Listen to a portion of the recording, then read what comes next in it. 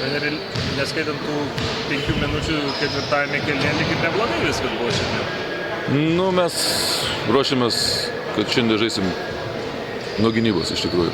Viską akcentavom gynybai ir sakėm, puolimas kaip bebūtų, stengsimės įmesti daugiau už Kauną. Ir aš manau, kad šiandien pavyko.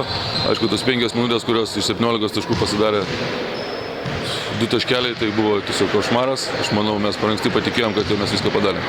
Tai būtent tas atsipalaidavimas pakišo koją, ar gynybos tema, kaip sakė Arūnas Vasiliauskas, kad varžovai pakeitė gynybos temą ir nepavyko pristaikyti. Paprasčiausia, jie pastatė aikštę, bet aš manau, kamuolys suvaikščio paprasčiausiai ne ten, kur turėtų būti suvaikščias.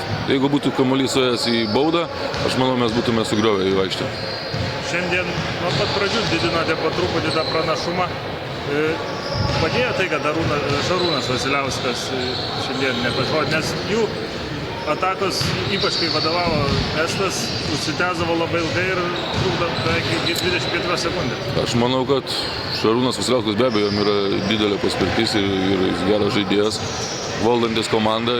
Aišku, jo nebuvimas Kauno atsiliepia.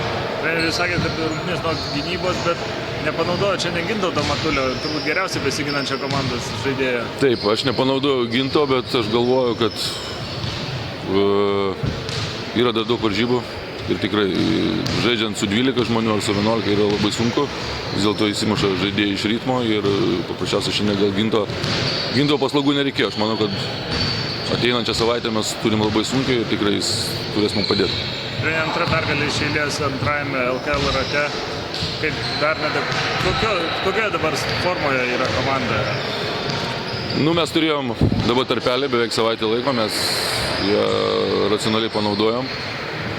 Biškai padirbam fiziškai, biškai su kamuoliais, aš manau, tai atsiliepia ir žaidėjų darbas gynybų ypač atsiliepia, kadangi sustiprėjo kojos. Dabar mes vėl turim savo įčikę, manau, padirbsim tokiu pačiu ritmu kaip ir praeitą savaitę. Manau, būsim pasiruošę.